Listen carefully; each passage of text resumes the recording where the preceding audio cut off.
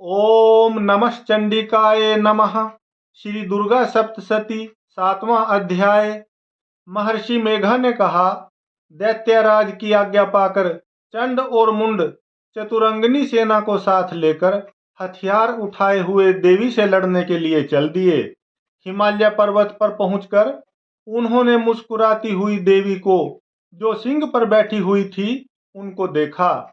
जब असुर उनको पकड़ने के लिए तलवारें लेकर उनकी ओर बढ़े, तब अंबिका को उन पर बड़ा क्रोध आया और मारे क्रोध के उनका मुख काला पड़ गया। उनकी भ्रकुटियां चढ़ गईं और उनके ललाट में से अत्यंत भयंकर तथा अत्यंत विस्तृत मुख वाली लाल आंखों वाली काली प्रकट हुई, जो कि अपने हाथों से तलवार और पाश लिए हुए थी। वह विचित्र खड्ग धारण किए हुए थी तथा चीते के चर्म की साड़ी एवं नरमुंडों की माला पहन रखी थी। उसका मांस सूखा हुआ था और शरीर केवल हड्डियों का ढांचा था, और जो भयंकर शब्द से दिशाओं को पूर्ण कर रही थी, वह असुर सेना पर टूट पड़ी और दैत्यों को भक्षण करने लगी।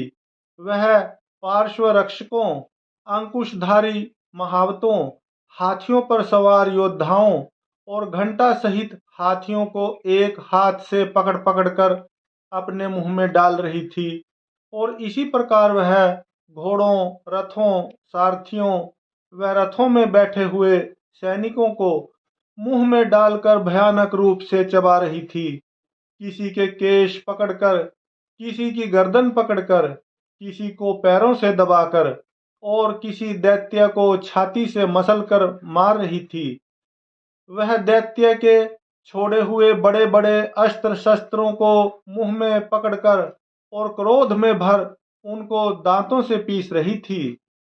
उसने कई बड़े बड़े असुर भक्षण कर डाले, कितनों को रौंद डाला और कितने उसकी मार के कारण भाग गए। कितनों को उसने तलवार से मार डाला, कितनों को अपने दांतों से समाप्त कर दिया, और इस प्रकार से देवी ने क्षण भर में संपूर्ण दैत्य सेना को नष्ट कर दिया।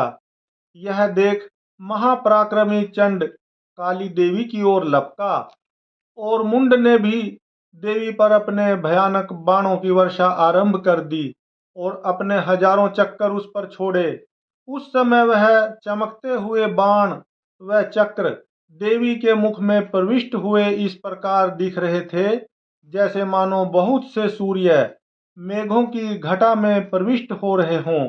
इसके पश्चात भयंकर शब्द के साथ काली ने अत्यंत जोश में भरकर विकट अट्टहास किया। उसका भयंकर मुख देखा नहीं जाता था।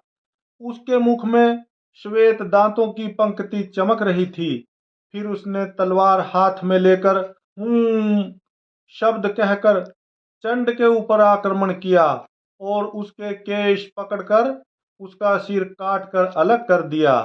चंड को मरा हुआ देखकर मुंड देवी की ओर लपका, परंतु देवी ने क्रोध में भरे उसे भी अपनी तलवार से यमलोक पहुंचा दिया। चंड और मुंड को मरा हुआ देखकर उसकी बाकी बची हुई सेना वहां से भाग गई। इसके पश्चात काली चंड और मुंड के कटे हुए सिरों को लेकर चंडिका के पास गई और प्रचंड अट्टहास के साथ कहने लगी, हे देवी, चंड और मुंड दो महादैत्यों को मारकर तुम्हारी भेंट कर दिया है। अब शुंभ और निशुंभ का तुमको स्वयं वध करना है। महर्षि मेघा ने कहा, वहां लाए हुए चंड और मुंड के सिरों को देखकर कल्याणमयी चंडी ने काली से मधुर वाणी में कहा, हे देवी, तुम चूंकि चंड और मुंड को मेरे पास लेकर आई हो, अतः संसार में चामुंडा नाम से तुम्हारी ख्याति होगी। श्री दुर्गा सप्तशती का 7वां अध्याय समाप्त हुआ। क्रमशः अगले अध्याय को सुनने के लिए वीडियो अगला देखें।